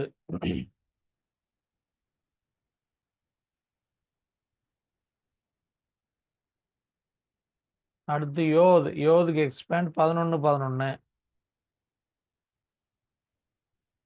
அடுத்து ஹே, ஹேக்கு எக்ஸ்பேண்ட் 6 6. அடுத்து மெம்சோஃபித், அதுக்கு எக்ஸ்பேண்ட் 8 8. மறுபடியும் சொல்றேன். முதல்ல 11 11, ரெண்டாவது எழுத்துக்கு 13 13, அடுத்து 8 8. முதல் வார்த்தைக்கு 3 எழுத்து தான். அடுத்த அடுத்த அடுத்த வார்த்தைக்கு 12 12, 11 11, 6 6, 11 11, 6 6, 8 8. 9 எழுத்து. 2 வார்த்தை 9 எழுத்து. இதுக்கு போட்டிருக்கேன். அதே மாதிரி மொத்தமா கூட்டிருங்க. சிங்கிள் டிஜிட்லயும் கூட்டிருங்க.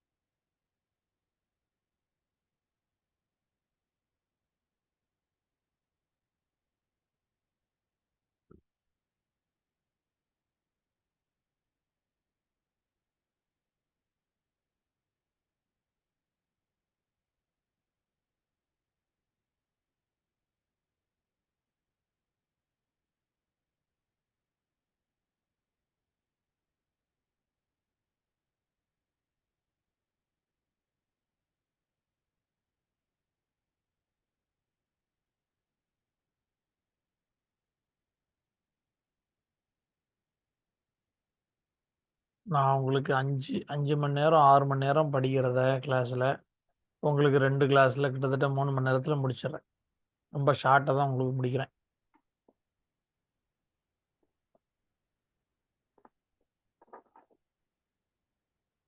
போட்டிங்கன்னா சொல்லுங்க, ஆடியோகள் போட்டிங்கன்னா சொல்லுங்க. ஐயா ஃபர்ஸ்ட் வேர்டு 32-32ங்கய்யா. ம் செகண்ட் வேர்டு 54-54. ம் மொத்தம் கூட்டினா எவ்வளோங்க வருது? டோட்டல் 86. ம் கரெக்டுங்க. Single 170. To single Single single 14. Single 14.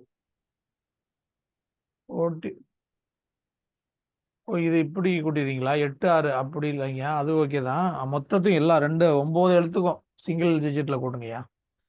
1 + 1 + 1 + 3 + 8 + 1 + 2 அப்படி. 41 41 41 சரிங்க.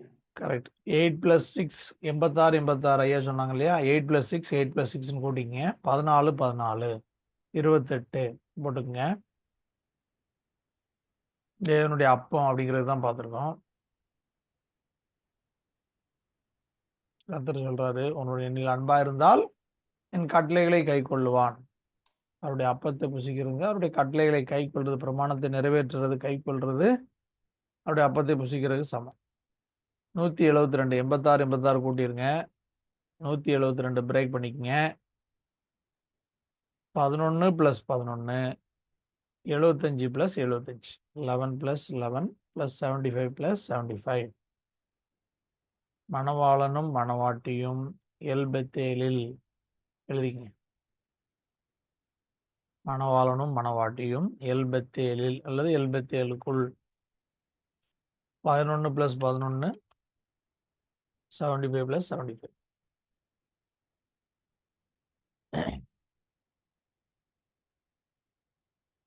அந்த அப்பத்தை புசித்தவன் மரித்தாலும் பிழைப்பான், மரியாமல் இருப்பான்னு என்ன சொல்ல வர்றாரு?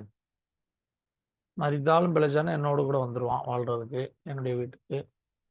மரியாமல் இருந்தாலும் என்னோடு கூட வந்துடுவான், இந்த சிங்காசனத்தில் என்னோட உட்கார முடியாது வந்துடுவான். ஆக மொத்தம் எல்பத்தேல் அப்படின்னா தேவனுடைய வீட்டுக்குள் நாமும் அவரும். சரியா? அப்பம் புசித்தால் எல்பத்தேலுக்குள்ள போயிடலாம். கர்த்தருடைய வார்த்தையை இந்த அப்பத்தை புசித்தால் எல்பத்தேலுக்குள்ள போயிடலாம். எல்பத்தேலின் உபதேசமே என்னன்னு சொன்னா 11 தான். எல்பத்தேலின் உபதேசமே 11 11 தான். சரியா?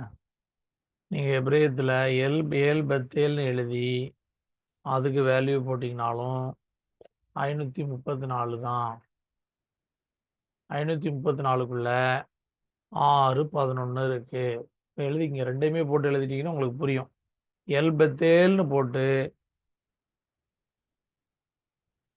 534ன்னு போடுங்க. எல்பத்தேல்னு போடுங்க, 534ன்னு போடுங்க. இந்த 534ன்னு போட்டு எல்பத்தேலுக்கு வேல்யூ 534. பிராக்கெட்டில் நான் சொல்றதுல எழுதுங்க. 29 38 74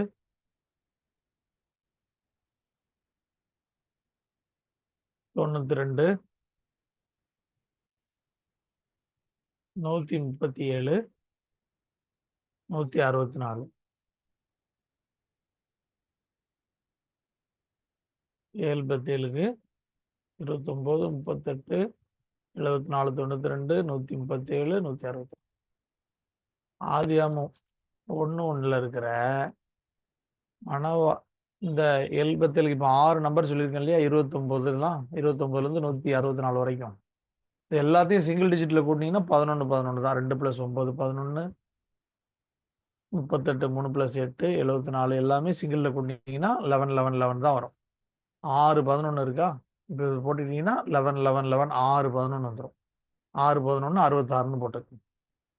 இதே 29 38 74 92 137 164 தான் ஆதியாகமம் 1:1 இருக்கு. ஆதியாகமம் 1:1 இருக்கிற மணவாளனுடைய நாமமும் 6 11 66 அதை போட்டுங்க. கனெக்ட் பண்ணி போட்டுங்க. பக்கத்தில் போட்டிங்கன்னா தான் உங்களுக்கு புரியும். ஆதியாகமம் 1:1 இருக்கிற கர்த்தருடைய மணவாளனுடைய நாமமும் 6 11 இருக்கு. அந்த 6 11 66 அந்த தான் 6 11 66. அதுதான் 66 புஸ்தகத்தில் இருக்குது மொத்தம். அதே சாயல் தான் எல்பத்தேல். எல்பத்தேல்ல வாழ போகிற, தேவனுடைய வீட்டுல வாழ போகிற நமக்கும் அதே தான் தராது. அதே சாயலை தராது.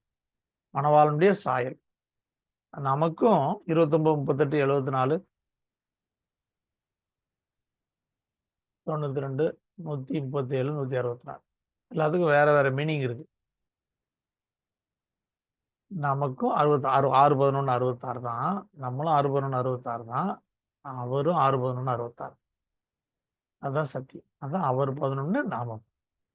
இதுல இந்த 6, 11ல எல்லாத்துலயும் அவர் பாதி நம்ம பாதி கிடையாது. இப்ப நீங்க எப்படி போயிடக்கூடாது. நித்தியத்துல பிதால பாதி நாம் பாதி, பிதா பாதி நாம பாதி அப்படிலாம் கிடையாது. பரிசுத்த ஆவியானவர் அவர் பாதி நம்ம பாதி அதெல்லாம் கிடையாது. அவருடைய மணவாளன்கிற நாமத்துல 38ல மாத்திரம்தான் அவர் 19, நாம 19. அப்புறம் 29ல அவர் 14, நாம் 14, எல்லா நாமத்திலையும் எல்லாத்துலயும் நாம் பாதி பாதி அப்படி கிடையாது. 38ங்கிற நாமத்துல மாத்திரம்தான் அவர் தலை நம்ம சரீரங்கிற ஸ்தானத்தை கொடுக்குறாரு. அவர் பாதி நாம பாதி. சரியா? எல்லாத்துலயும் கிடையாது. ஆனா அவருடைய சாயல் தான். இஸ்ராயல்னாலே எபிரேயத்துல 26 தான் எக்ஸ்பெண்ட் பண்ண வரும். 26 கர்த்தருடைய யோதுகே வாவுகே கர்த்தர்னு எபிரேயத்துல எழுதி போட்டீங்கன்னா 26, 26 தான் வரும். அதே தான் இஸ்ராயலை எக்ஸ்பேண்ட் பண்ணீங்கன்னா 26 தான் வரும். கர்த்தருடைய சாயல். இஸ்ராயல்னா என்னது? ஏன் இஸ்ராயல்ங்கிற பேரை கொடுக்குறாரு? நீங்க தமிழ்ல படிக்கும்போது தான் யாக்கோபுக்கு பேர் மாத்தி இஸ்ராயல்னு கொடுப்பாரு. பின்னாடி வர மாதிரி இருக்கும். ஆதியாகமம் 1:31 இருந்து 2:2க்குள்ளே இஸ்ராயல்ங்கிற எழுத்து எபிரேயத்துல வந்துடும். எபிரேயத்துல இஸ்ராயல்ங்கிற வார்த்தை ஒவ்வொரு 7 எழுத்து இடைவெளியில ஆதியாகமம் 1:31 இருந்து 2:2க்குள்ள வந்துடும். இஸ்ராயலுக்கு வர்ற எழுத்து. அப்ப இஸ்ராயல உலகத்தோட்டத்துக்கு முன்குறித்து தான் பின்னாடி நடைமுறைப்படுத்துறாரு. ஏதோ எதேச்சியா யாக்கோபுக்கு இஸ்ராயல்னு கொடுத்தாரு, இஸ்ராயல் 12 கோத்திர பிதாக்கள் எழுப்பினார்லாம் கிடையாது. இதெல்லாம் உலகத்தோட்டத்துக்குனே முன்குறிச்சு நடக்குது உலகத்துல. அதனாலதான் பவுல் ரொம்ப ஆச்சரியப்பட்டு சொல்றாரு. தேவனுடைய ஐஸ்வர்ய ஞானம் எவ்வளவு பெரியது, எவ்வளவு அளவற்றது. அவருக்கு விரோதமா நான் எப்படி எழும்புறது? பவுல் எழுத சொல்றாரு. இப்படி எழும்புனா பொய்யவனுக்கு விரோதமா களிமண் எழும்புனது போல ஆகுமே அப்படின்னு எழுதுறாரு. விருப்பத்தில் எழுதும். சரியா? அப்போ 77க்குள் மணவாளனும் மணவாட்டியும். அடுத்து சிங்கிள் டு சிங்கிள் 41, 41, 82, 82 பிரேக் பண்ணிக்கங்க. 22, 26 plus 17, 17, 22 plus 26 plus 34 போட்டு பிராக்கெட்ல 17, 17 போட்டு 17, 17 போட்டுங்க. All spiritual. 22 ஆலஃபன் டவ் வார்த்தையாகி தேவன். 26 கர்த்தர் யோதுகே வாவுகே. 17, 17 சகல ஆவிக்குரிய காரியங்களும். அப்ப அந்த அப்பத்தை புசிக்கணும்னா ஆலஃபன் டவ் வார்த்தையாகி தேவனை புசிக்கணும், கர்த்தரை புசிக்கணும், சகல ஆவிக்குரிய நன்மைகளையும் அறிந்திருக்கணும். ஏன் அறியணும் தெரியுமா? எபிரேயத்துல மணவாளனுக்கும் கர்த்தர் பரிசுத்த மணவாளனுக்கும் அசுத்த மணவாளனுக்கும் ஒரே வேல்யூ. கர்த்தர் யாரு? ஆத்ம மணவாளன். கர்த்தர் பரிசுத்த மணவாளன். சாத்தான் யாரு? அசுத்த மணவாளன். அவனுக்கும் ஒரே வேல்யூ. அப்போ யாருன்னு ஐடென்டிஃபை பண்ணணும்னா சகல ஆவிக்குரிய காரியங்களும் நமக்கு தெரிந்திருந்தாதான் முடியும். ஆதியாகமம் 1:1 இருந்து வெளிப்படுத்தின விசேஷ கடைசி வரைக்கும் இருக்கிற எல்லா ஆவிக்குரிய காரியங்களும் தெரிஞ்சிருந்தாதான் எந்த மணவாளன் யாருன்னு கண்டுபிடிக்க முடியும். இல்லைன்னா ஏமாந்து போவோம்.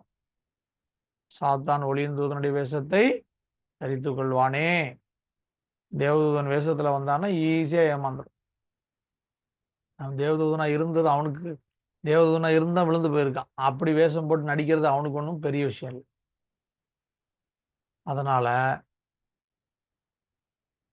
ஏற்கனவே பார்த்துருக்குறோம். யோவான் 1:1 இருந்து 1:5 வரைக்கும் இயேசுல இருந்து கர்த்தருக்கு, இயேசுவே கர்த்தர்னு அறியணும். கர்த்தர்ல இருந்து ஏசு தான் வேதம்னு அறியணும். தோரா யெஷுவா, அதாவது கீழ இருந்து மேல போகும். யோவான் சுவிசேஷம் 1:1 1:5 வரைக்கும் போட்டுக்கங்க. 5ல இருந்து கீழ நான் மேல 1க்கு போறேன். 5ஆம் வசனம் வந்து யெஷுவா, இயேசுன்னு போட்டுக்கங்க. 4ஆம் வசனம் தோரா, வேதம்.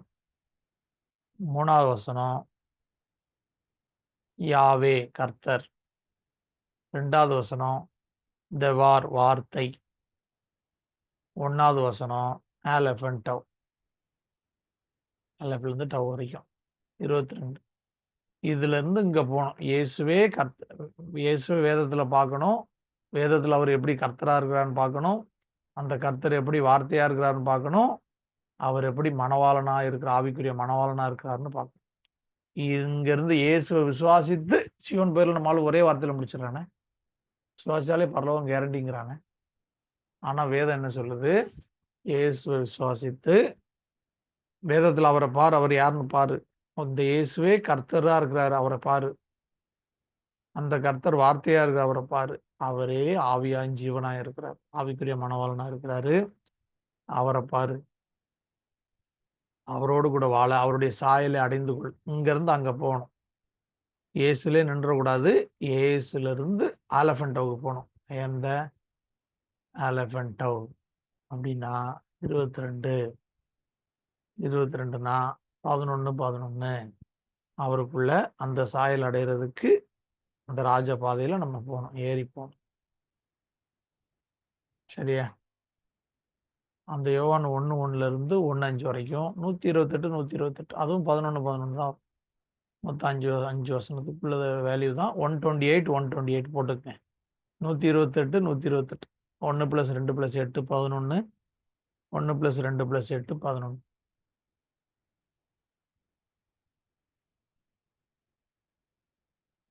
சரியா? இப்ப அடுத்து 21:6ல எல்லாம் ஃபர்ஸ்ட் லெட்டர் மட்டும் எடுங்க. ஃபர்ஸ்ட் லெட்டர் மட்டும் எடுத்தா எப்பவுமே சிங்கிள் மட்டும்தான் போடணும். நான் இந்த இதுக்கு ஆர்டினல் போடுங்க. ஃபர்ஸ்ட் லெட்டர் சொல்றேன். 1 2 5 வார்த்தைக்கு ஃபர்ஸ்ட் லெட்டர் மட்டும். ஆலஃப், மறுபடியும் ஆலஃப், அடுத்து யோத், அடுத்து லேமட், அடுத்து ஆலஃப். 5 வார்த்தைக்கும் முதல் எழுத்து மட்டும் எடுத்தா 5 எழுத்து. 5 வார்த்தைக்கும் முதல் எழுத்து மட்டும் சொல்றேன். ஆலஃப், மறுபடியும் ஆலஃப், மறுபடியும் யோத், அடுத்து லேமட், ஆலஃப், அடுத்து ஆலஃப். மொத்தம் 5 எழுத்து. ஆலஃப், ஆலஃப், யோத், லேமட், ஆலஃப். இதுக்கு சிங்கிளும் போடுங்க, ஆர்டினலும் போடுங்க. தேவனுடைய தகன பலிக்கும் தேவனுடைய அப்பத்துக்கும் மொத்தம் 5 வார்த்தைக்கும் சிங்கிள் மட்டும் ஃபர்ஸ்ட் லெட்டர் மட்டும் எடுத்தா சிங்கிள் மட்டும் போடுங்க. ஆர்டினல் இதுக்கு ஆர்டினலும் போடுங்க. ஆர்டினல் போட்டு மொத்தமாகவும் கூட்டுங்க, சிங்கிளாகவும் கூட்டுங்க.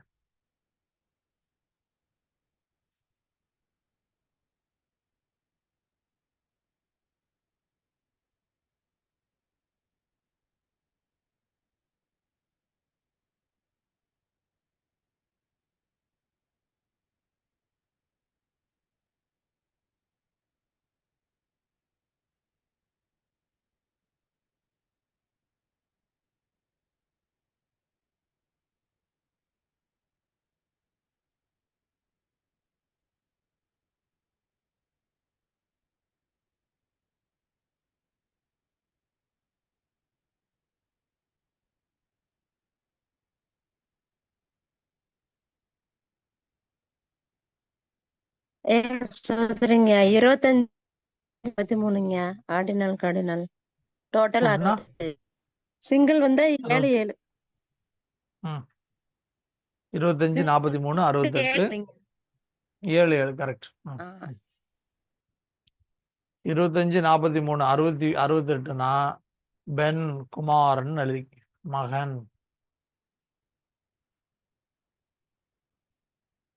7 7னா கூட்டிருங்க 14 14 என்னது?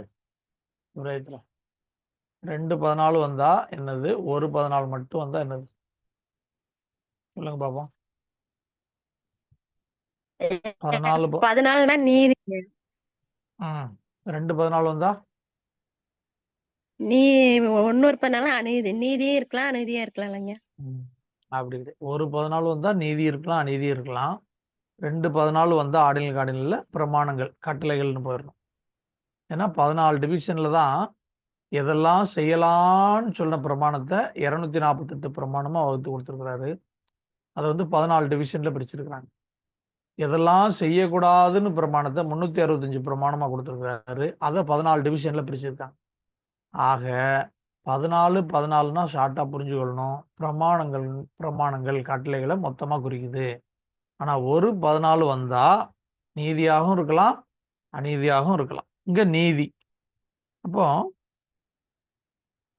குமாரனுடைய நீதி இது வந்து என்னது? தேவனுடைய அப்பம் புசிக்கிறது, தேவனுடைய தகன பலியும் தேவனுடைய அப்பத்தையும் செலுத்துகிற ஆசாரியர்களா இருக்கிற அப்படின்னாலும் பரிசுத்தமா இருக்கணும்னு சொல்றாரா? இது என்ன எதை காண்பிக்குது? குமாரனுடைய நீதியை காண்பிக்குது. அவர் தகன பலியா நமக்காக தன்னை செலுத்துறாரு, நமக்கு ரட்சிப்பு நித்திய ஜீவனை கொடுக்கிறாரு. அதனாலதான் நம்ம அப்பத்தை புசிக்கிறோம், அவருடைய வார்த்தையை புசிக்கிறோம். இது வந்து எது எப்படி இருக்கு? தேவனுடைய நீதியா இருக்கு. இது குமாரனுடைய நீதி சொல்றாரு இயேசு கிறிஸ்து. இப்படி எல்லா நீதியும் நிறைவேற்றுகிறது நமக்கு ஏற்றதா இருக்கிறது. நீதியை நிறைவேற்றதான் அவர் வந்தார். மனிதனால இந்த பாவத்திலிருந்து விடுதலை அடைந்து நீதி செய்ய முடியல, நீதிமானா வாழ முடியல. ஒரு பரிசுத்த ரத்தம் அவனை கழுவுறதுக்கு தேவைப்படுது. ஆகவேதான் அவரே வந்து அவனுக்கு அந்த நீதியை கொடுக்கிறார். நீதிமான் நான் ஆக்கிட்டேன், இப்ப தொடர்ந்து நீதி செய்.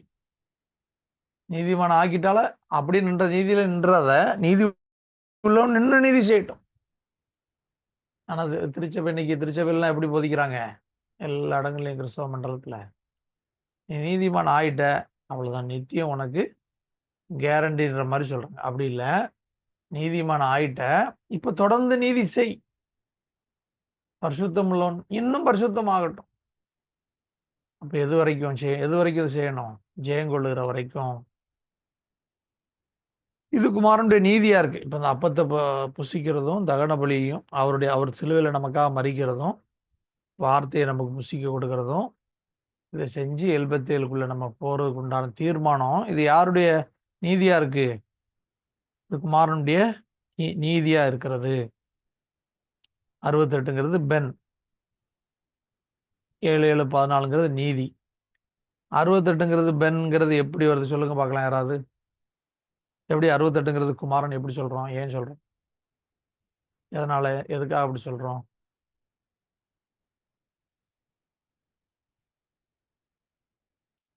அறுபத்தெட்டுனா பென் ரைட்டு. 52 நாளும் பென்னு சொல்றோம் குமாரன். ஏன் 52 நாளும் பென், 68 நாளும் பென்? 52 நாளும் குமாரன், 68 நாளும் குமாரன் எப்படி வருது? எதுல இருந்து வருது?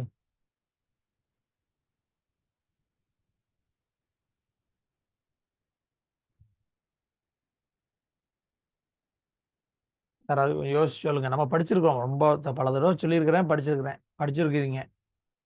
உங்களை கேள்விக்கு எது கேட்கறது? உங்களை சோதிக்கிறதுக்காக இல்லை, நமக்கு கேள்வி வரணும்.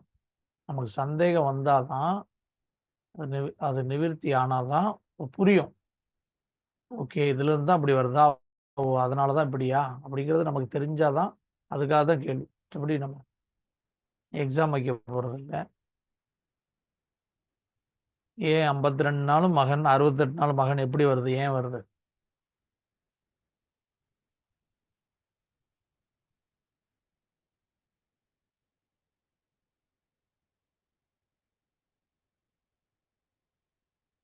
சொல்லுங்க. 2020 இருந்து படிக்கிறோம்னு நினைக்கிறேன். 4 வருஷம் ஏறத்தாழ முடிய தொடர்ந்து படிச்சுட்டு வர்ற விஷயம்தான்.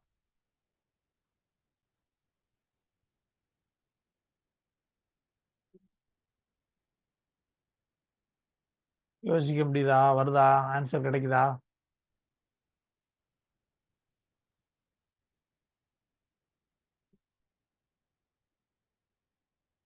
சரி, தப்பா இருந்தாலும் பரவாயில்ல சொல்லுங்க. அப்போதானே ஒத்தையரட்டையாவது போடுங்க.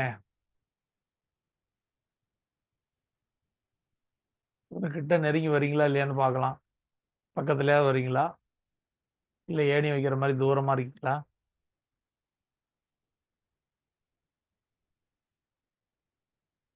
சொல்லுங்க யாராவது. யாருனாலும் பரவாயில்ல சொல்லுங்க.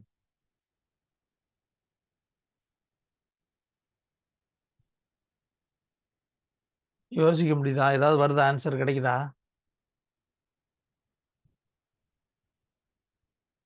சொல்லுங்க. யாராவது டக்குன்னு சொல்லிருங்க. நீங்க நான் ரொம்ப கேள்வி கேட்டா அப்புறம் 3 நாள் டிக்கெட் எஸ் ஆயிரும். அதில் கேட்டுட்டு இருக்கவங்களும் ஐயோ கேள்வி நமக்கு தெரியாதனால நைஸாக நகன்ற போகிறாங்க. அதனால நீங்கள் சொல்லுங்கள். யாராவது சொல்லுங்கள். தெரிஞ்சவங்க சொல்லுங்கள்.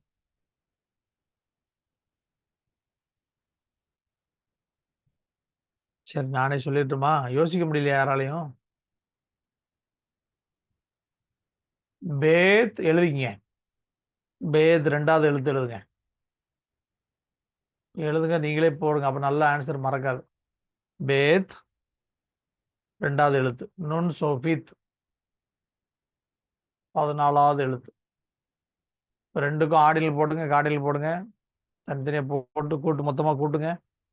பேத் 2வது எழுத்து. நுண் சோஃபித் 14வது எழுத்து. இது போட்டா பேத் நுண் சோஃபித் பென் மகன் அர்த்தம். குமாரன் அர்த்தம். இதுக்கு ஆடில் காடில் போட்டு கூட்டுங்க.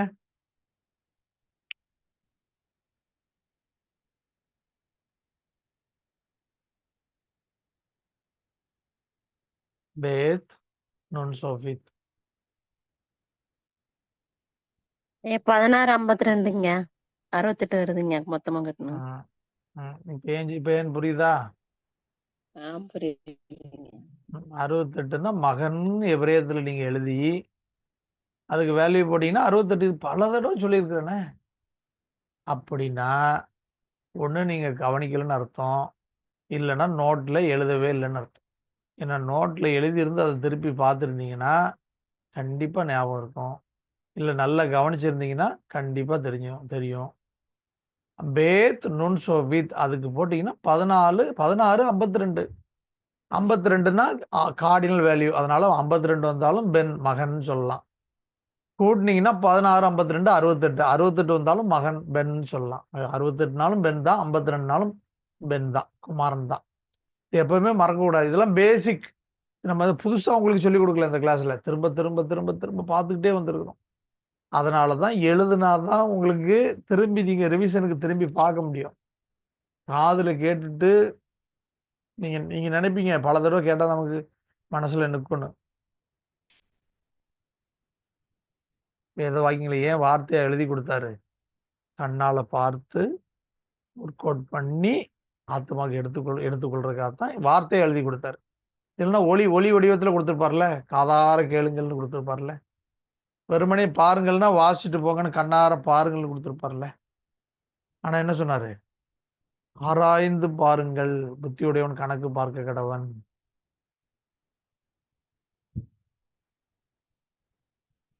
ஆவியானவர் சொல்லுகிறதை காதுள்ளவன் கேட்க கடவன். சபைகளுக்கு சொல்லுகிற தேவனுடைய சத்தம் 2 இருக்கு வேதத்துல. தேவனுடைய சத்தம் பின்னாடி படிப்பீங்க. தேவனுடைய சத்தம், தேவனுடைய வார்த்தை. சத்தத்தை கேட்கணும், வார்த்தையை பார்க்கணும். பார்த்து அறிந்து கொண்ட சத்தியத்தை கை கொள்ளணும். இந்த 2யுமே செய்யணும். சத்தம், வார்த்தை.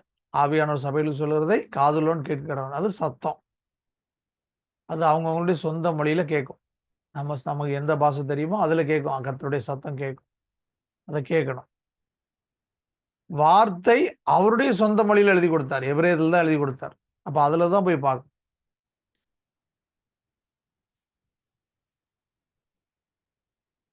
பார்த்து அறிந்து கொண்டதை ஆராய்ந்து பார்த்து எடுத்துக்கொண்ட சத்தியத்துல நிலை நிற்கணும், கை கொள்ளணும். சரியா? அப்ப 68 நாளும் பெண், 52 நாளும் மகன். புரியுதா? இப்ப புரியுதா? நல்லா இருக்கும். இப்ப நல்லா உங்களுக்கு மறக்காது. அதனாலதான் நான் உங்களுக்கு நீங்க நினைப்பீங்க எதுக்கு புரியுதா புரியலையான்னு கேட்கிறாரு. ஒரு பாட்டு சொல்லிட்டு போக வேண்டியதானே. ஏன் சந்தேகம் இருக்கா கேள்வி இருக்கான்னு கேட்கிறாரு. ஏன் நீங்க நினைப்பீங்க. ஆனா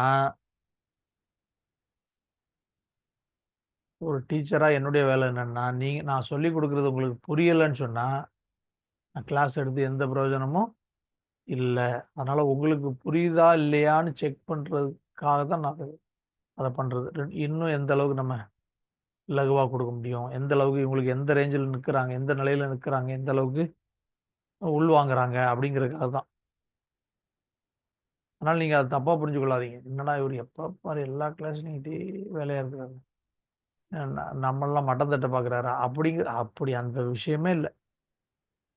சரியா? யாரு அதாவது கம்மியா தெரிஞ்சுக்கிட்டோம். 52 சொல்லுறீங்க. 52க்கு அந்த எழுத்து சொல்லிருங்க. பேத்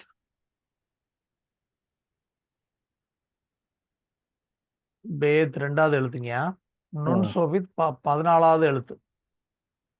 இது ரெண்டும் போட்டீங்கன்னா 52 ஆர்டினல் சொல்லு. 52ன்னா 5 52ன்னா 52 பென் 5 + 2 கூட்டுங்க. 5 + 2 கூட்டினீங்கன்னா 7.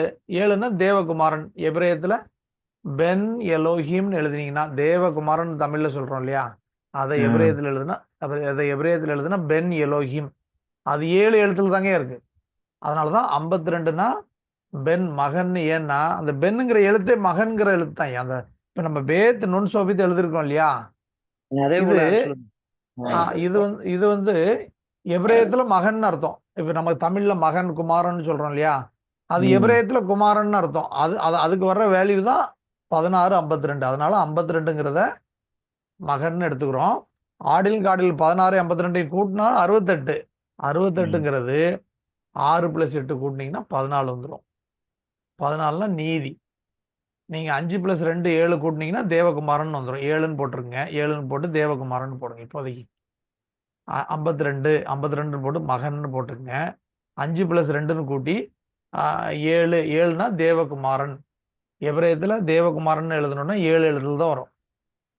அதனாலதான் 7ங்கிறது பூரணம். ஏன்னா தேவகுமாரன் தான் பூரணம். அதனாலதான் 7 பூரணம். அதனாலதான் ஆதியாகமம் 1:1 7 வார்த்தை 28 எழுத்துல வச்சாரு. அப்ப 7ன்னா தேவகுமாரன் போட்டது. அடுத்து அந்த ஒரே வார்த்தையிலே 2 நம்பர் வந்துருது. 2 நம்பர் வந்துருது. அதுதான் விஷயம்.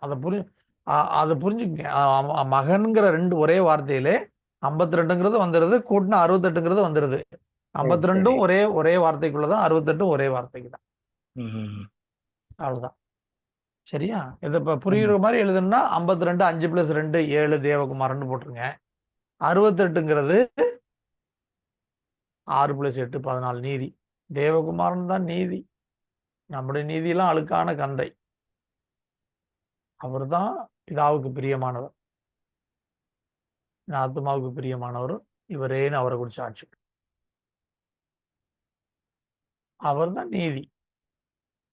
அவருடைய நீதியை பார்த்தா ஏன் நம்மளை ஏற்றுக்கொள்றாரு. நம்முடைய நீதியின் செயல்களினால் அல்ல, அவருடைய குமாரனுடைய ரத்தம் நம்மளை கழுவி, ஆண்டவரே என்ன ரத்தத்தினால கழுவி இருக்கிறேன், இவரெல்லாம் நீதிமான்கள் ஆக்கப்பட்டிருக்காங்க, அந்த ரத்தம் தான் நம்மளை நீதிமான்களா பிதா அங்கீகரிச்சுக்கிறார். அவருடைய நீதியை தான் நம்மளை காப்பாத்துது, நம்மளை அங்கீகரிச்சுக்கிறார். இதுதான். சரியா? மீதி அடுத்த கிளாஸ்ல பார்க்கலாம். ஒரு வார்த்தைக்கு மட்டும் ஹோம்ஒர்க்கா போட்டு வந்துருங்க.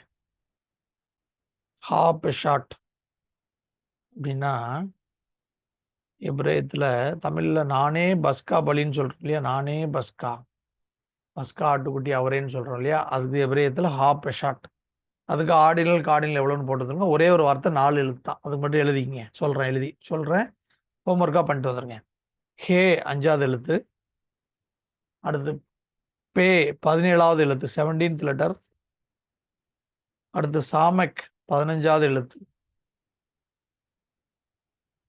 அடுத்து கெத் 8வது எழுத்து. ஹே 5வது எழுத்து, சாமக் 17வது எழுத்து. சாரி ஹே 5, பே 17, பே 17வது எழுத்து, சாமக் 15வது எழுத்து, கெத் 8வது எழுத்து. அவ்வளவுதான். ஹே பே சாமக் கெத். ஹே பே சாமக் கெத். இதுக்கு ஆர்டினல் சிங்கிள் ரெண்டுமே ஹோம்ஒர்க்கா பண்ணிட்டு வந்துருங்க. அடுத்த கிளாஸ்ல சந்திக்கலாம். யாராவது ஜாயின் பண்றீங்களா? ஐயா ஆலங்குளம் ஐயா ஜோம் பண்ணுறீங்களா? ஐயா சுருக்கமாக முடிச்சிடலாமா? டவர் இருந்தால் ஜோம் பண்ணுங்க, இல்லை நான் அடியனே ஜோம் பண்ணிடுறேன்.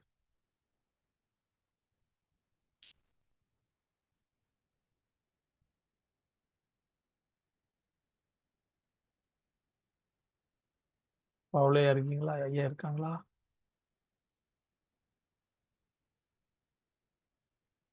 ஐயா இல்லை போல. ம். சரி, அப்போ நான் ஜோம் பண்ணிடுறேன்.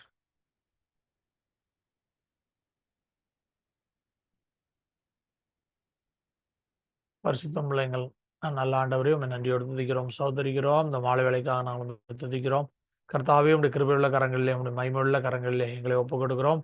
ஆதி திருச்சபையிலே கர்த்தாவே, கர்த்தருக்கும் அவருடைய கிருபையுள்ள வசனத்துக்கும் அவர்களை ஒப்புவித்தார்கள் சொல்லி பார்க்கிறோம். நாங்கள் எங்களை கர்த்தாவே, எங்களுடைய எதிர்காலத்தை, எங்களுடைய கர்த்தாவே, எங்களை கொடுத்த தேவ சித்தத்தை ராஜா உடைய கிருபையுள்ள கர்த்தாவே வசனத்துக்கும் உடைய மகிமையுள்ள கரத்துக்கும் ஒப்புக் கொடுக்கிறோம். ஆமாண்டவரே, எங்கள் கர்த்தாவுடைய சித்தம் பலமாய் நிறைவேற கர்த்தாவே நாங்கள் ஒப்புவிக்கிறோம். ஆதி திருச்சபையிலே கர்த்தாவே, ஆதி திருச்சபையினுடைய அப்போஸ்தலர்கள் உயிர்த்தெழுதலை குறித்து மிகுந்த பலமாய் சாட்சி கொடுத்ததை போல் நாங்கள் உடைய வருகை குறித்து, உடைய மகிமையை குறித்து, நித்திய அரசாங்கத்தை குறித்து, நித்திய ராஜ்யத்தை குறித்து ராஜா ஆமாண்டவரே மிகுந்த பலமாய் சாட்சி கொடுக்க கர்த்தர் எங்களை யாவருக்கும் கிருபை பாராட்ட வேண்டுமா ஜெபிக்கிறோம். எங்கள் ஆவியாத்மா சரீரத்தை பலப்படுத்த நாள் கற்றுக்கொண்ட காரியங்களை அசைபோட எங்களுடைய வாழ்க்கையில் அதை பயன்படுத்த ஆமாண்டவரே கற்றுக்கொண்டவைகளில் நிலைத்திருக்க ஆமாண்டவரே பலம் தர வேண்டுமா ஜெபிக்கிறோம். நீ கற்று நிச்சயித்துக் கொண்டவைகளில் நிலைத்திரு என்று சொன்ன வசனத்தின்படியாக ராஜா நாங்கள் நிலைத்திருக்க எங்களுக்கு பலம் தர வேண்டுமா ஜெபிக்கிறோம். இதை கர்த்தாவே, இது ஆவிக்குரிய காரியமா இருக்கிறபடினால் இதை ஏனோதானோ என்று காற்றிலே பறக்க விட்டு விடாமல் ராஜா ஆமாண்டவரே சத்தியத்தை கை கொண்டு வருகிற நீதி உள்ள ஜாதியாய் சியோனுக்குள் பிரவேசிக்க எங்களுக்கு பலம் தர வேண்டுமா ஜெபிக்கிறோம்.